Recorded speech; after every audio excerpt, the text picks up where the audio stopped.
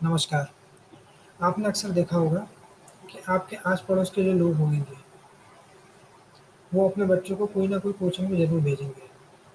कोई आईआईटी की कोचिंग कर रहा है, कोई नीट की कोचिंग कर रहा है, कोई यूपीएससी की कोचिंग कर रहा है और स्टूडेंट जो है वो एग्ज़ाम ही दिए जा रहे हैं और नेता जो है वो चुनाव ही लड़े जा रहे हैं और कोई बात ही नहीं है। कोई और रियल इश्यूज़ पे बात हो ही नहीं रही है। बस अब एक कौन-सा एग्ज़ाम देना है, कौन-सा एग्ज़ाम क्रैक करना है, इसी पे बात होती रहती है। आज हम इस वीडियो में बात करेंगे कि क्या कोचिंग ज़रूरी है?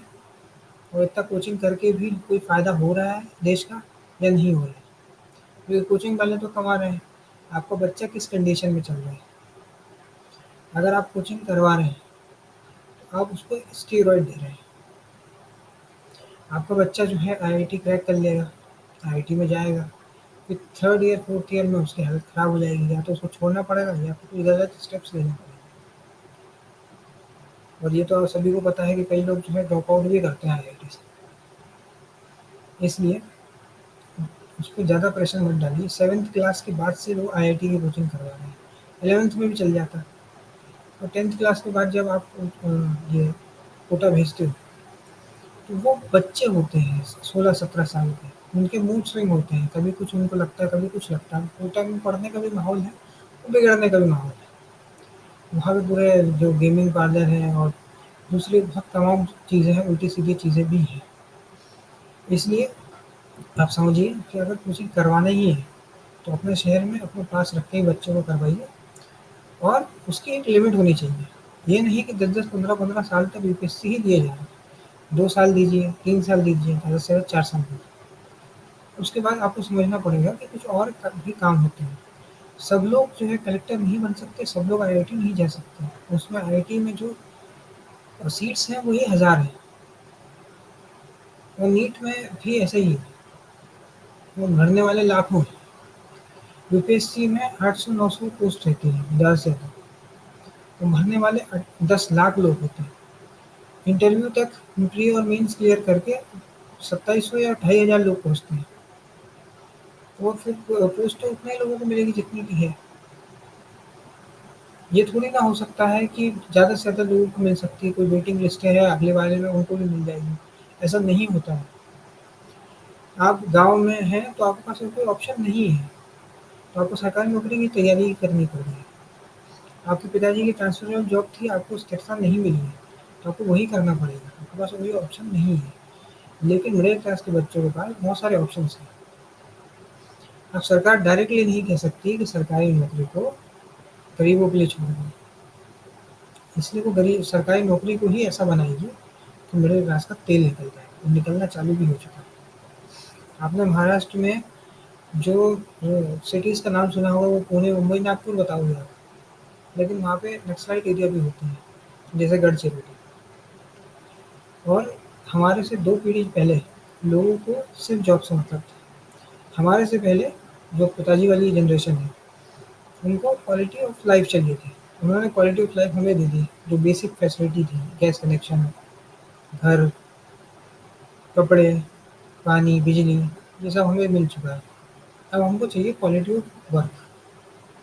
अगर आप एक मज़दूर को भी कुछ सुना दोगे, तो वो भी जॉब छोड़ के चले जाएगा। आप अभी गर्मी में पंखे या ठीक करवाने या कूलर ठीक करवाने के लिए बुलाना है इलेक्ट्रीशियन को। आप हाथ पैर जोड़ोगे तब भी नहीं आएँगे वो। कभी बोलेंगे शाम को आ रहे हैं, कल आ रहे हैं, परसों आ रहे हैं। तो ये है कि लोगों को क्वालिटी ऑफ वर्क चाहिए। उनको जहाँ बेटर मिल रहा है, वो कर रहे हैं। नौकरी जो है वैसे ही सीमित होती है। उसमें आपको सरकारी नौकरी चाहिए जिसका सक्सेस रेट ही 0.001% का है। यह संभव नहीं है। और जब कुछ बनने का जो कीड़ा है मिडिल क्लास को, कि मेरा लड़का जो है कुछ बहुत बड़ा अचीव करेगा, कुछ बनेगा, मेरा सपना पूरा करेगा। उसका जन्म आपका सपना पूरा करने के लिए नहीं हुआ। जेन ज़ी के कारण एटलीस्ट मेंटल हेल्थ पे बात तो हो रही है। नहीं तो लोग सोचिए 7th क्लास से अगर किसी ने 5 साल आईआईटी की कोचिंग करी है, वो आईआईटी में पहुँच भी गया और बाद में उसका आईआईटी से प्लेसमेंट नहीं हुआ या जो अपेक्षित था, वैसा प्लेसमेंट नहीं हुआ, वैसी कंपनी उसको नहीं मिली, तो उसकी मेंटल ट्रॉमा किस लेवल का होगा? और वो फिर चूसा हुआ गन्ना हो जाता है। कॉर्पोरेट वाले को तो खून ही चूसना है ना आपका, तो आपका तेल ही निकालना है। उनका उसका तेल तो निकल चुका है, पहले आईआईटी की कोचिंग करी उसने, फिर आईआईटी में गया, वहाँ पे मेहनत करी। इसलिए वो लोग नॉर्मल कॉलेज वाले से लेते हैं, क्योंकि कोई आईआईटी वाले से की आरती थोड़ी उतारेगा मैनेजर या एचआर। उसे भी कहेगा कोडिंग करो, उसे भी कहेगा कोई काम करो। इसलिए ये समझिए कि अपने बच्चों को बहुत ज़्यादा प्रेशर मत डालिए। जैसे बेस्ट एजुकेशन इंडिया में कुछ नहीं होता है। इंडिया में एवरेज एजुकेशन है। आपको बस समझना है कि एजुकेशन सिस्टम इसलिए है कि बच्चे को सीखने को मिले। इसलिए नहीं है कि वो उससे कुछ ऐसा बहुत ग्रेट बन जाए। ए प्लस बी का होल स्क्वायर का फॉर्मूला आपका बच्चा भी पढ़ रहा है और गरीब का बच्चा भी पढ़ रहा है। गरीब के अंदर एक आग है, इसलिए एग्ज़ाम वही निकालेंगे। आपको इसमें कोई और दूसरा ऑप्शन ढूँढना पड़ेगा। 4-5 साल के बाद जब बहुत ये स्कूल की फीस बढ़ जाएगी, तो आप देखेंगे कि स्कूल की फीस जब बढ़ जाएगी तो आपको बजट स्कूल में ही डालना पड़ेगा। इससे बेटर है आप एक नॉर्मल स्कूल जो घर के आस-पास हो, वहाँ पे डाल दीजिए और उसके नाम का एसआईपी करवा लीजिए किसी फंड में। 10-15 हज़ार 15 साल के लिए कर लीजिए, 15-15-15, 15% से ग्रो करेगा।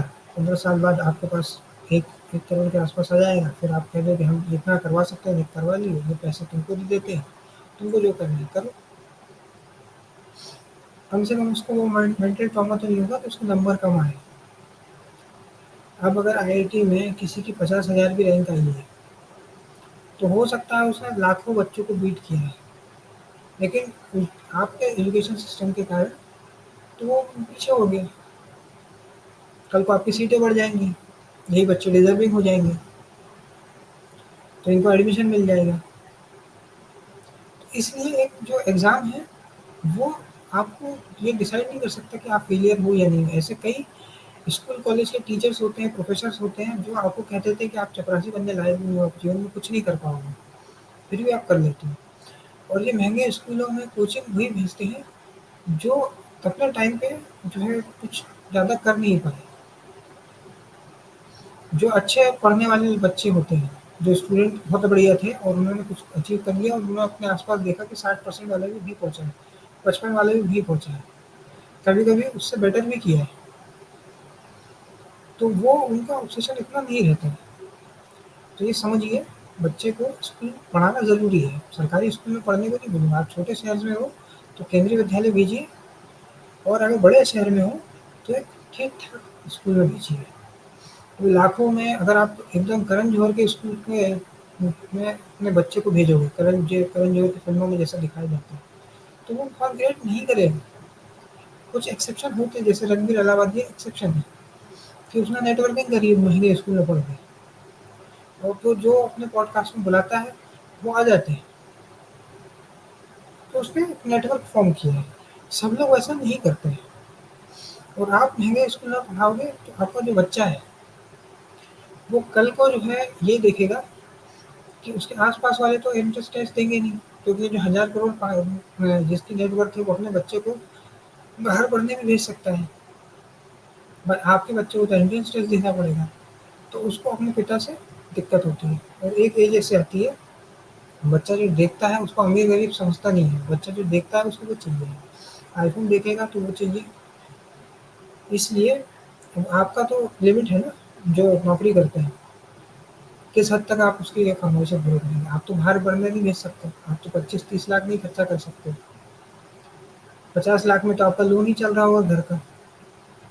इसलिए आपको समझना होगा कि कोचिंग क्लास वाले जो आपको बार-बार मोटिवेट कर रहे हैं आपके बच्चे के, आपको अपने बच्चे को जल्दी से जल्दी सेटल करना पड़ेगा। 28, 30, 32 साल तक उसको पढ़ाना नहीं है।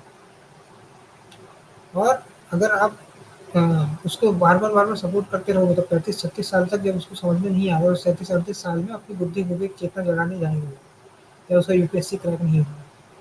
और फिर लास्ट में आप तो कह दोगे कि हमने तो पढ़ा लिखा लिया, अब कुछ हो नहीं रहा, तो अब क्या कर सकते हैं।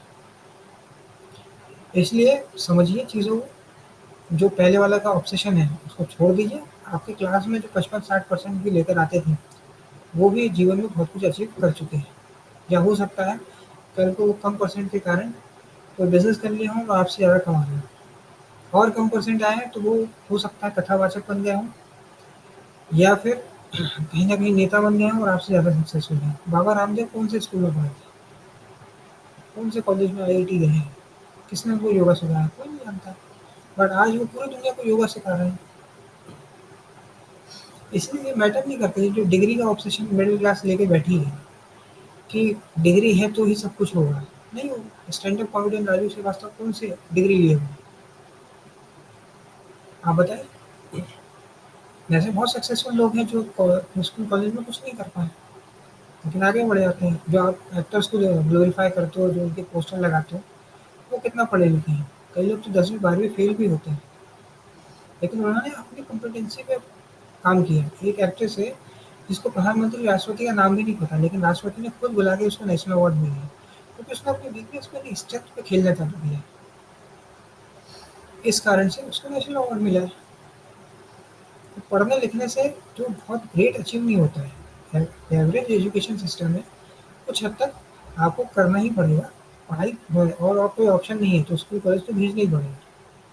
लेकिन स्कूल कॉलेज से कुछ बहुत ग्रेट अचीव कर लेगा ऐसा नहीं होता है। ग्राफिक डिज़ाइनिंग, वीडियो एडिटिंग, ये 20 साल पहले एग्ज़िस्ट नहीं करते थे। आज एग्ज़िस्ट करते हैं, 20 साल बाद एग्ज़िस्ट कुछ और आएगा। वो स्कूल कॉलेज में नहीं पढ़ाया जाता है। तो ये शर्मा जी का लड़का, वर्मा जी का लड़का क्या कर रहा है, उससे आपके बच्चे का अलग पोटेंशियल है। सब कुछ वो नहीं करेगा। आपके कोई भैया ने कुछ कर लिया तो आप भी अपने बच्चों को भी करवाओ।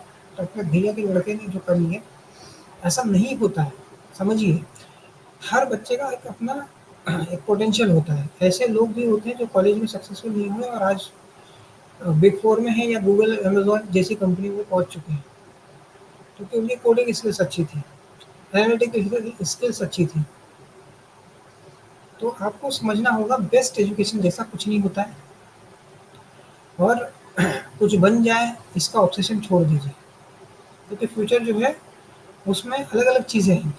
एक ही पाथ नहीं रहेगा सक्सेस का।